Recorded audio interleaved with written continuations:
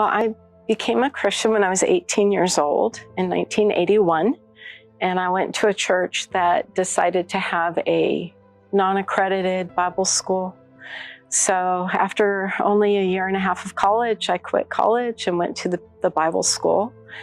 And as part of the training, they encouraged us to go out and get training at another church or another experience. And that's where I met my ex-husband. He was put in charge of my week in that time that I was spent there. So that's where that introduction and relationship began. He was a pastor. So about a year later, I moved to the state he was living in, and we got married. And I became a pastor's wife at age 21. And a brand new Christian, didn't really know what any of it was supposed to look like or what I was supposed to do.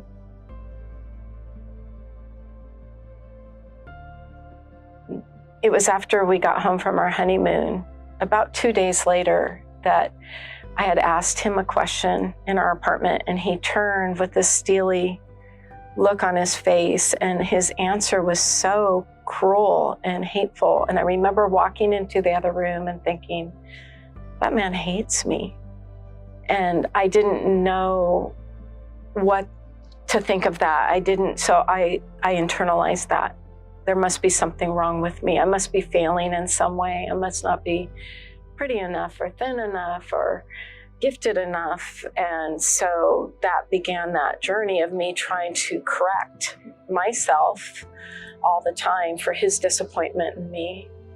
So it wasn't until after I was set free from the marriage and on my own and on my journey of healing that I even knew terms and definitions of what I had been through. In our dating relationship, the love bombing that I experienced, and in our early marriage, the trauma bonding, and how confusing and stripping that is to go through. And it just kept me off kilter. It kept me uncertain of myself, uncertain of our relationship, uncertain of what my expectations should be, what expectations were on me. I felt most of the time that if there was any kind of issue in the ministry, in our relationship, in our home, it was because I was doing something wrong. I wasn't good enough. And it was dehumanizing.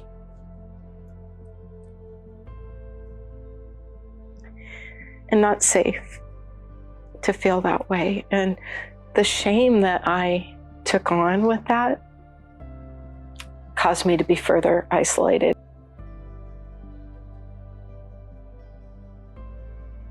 I was part of a community that expectations were,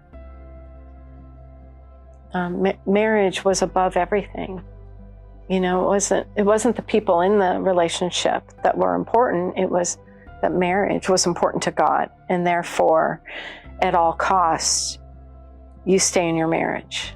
There would not have been a thought in my mind to leave, to bring up. We were under this, we're not allowed to bring up the D word, and that was actually how it was phrased. We will never say the D word to each other. And so it wasn't a thought on my mind. So when I moved back home and started my healing journey, I was opening up to a lot of people. I felt for myself, speaking about it made it real, and talking out loud about it. But I was told by many people that were in my culture, let it go. You shouldn't be speaking about it anymore. You're sounding like a bitter woman. You know, it's time to move on. And no one really wanted to hear about it, or just, well, now you're here, so live life now. And 29 years is a long time. And I had a lot to sort through.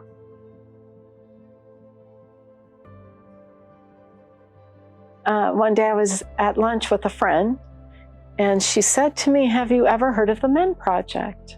And I said, "No, I haven't." She began to describe and fill me in on what MEND Project was about. And instantly, that day when I went home, I looked up the MEND Project, and just there was something that set it apart as far as the equipping that it gave me, listening to Annette. There was just this lack of bitterness,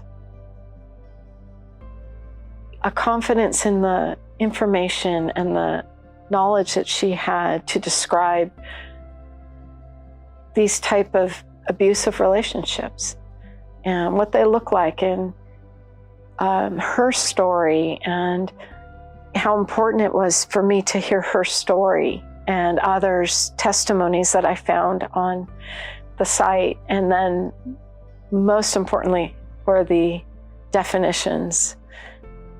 Reading these short definitions to apply to everything I had lived through for so many years. And as much as one year grew into another and there was a shift in what I was experiencing, whether it was gaslighting or minimizing or blame shifting, I didn't have those terms with me to attach to what I had experienced.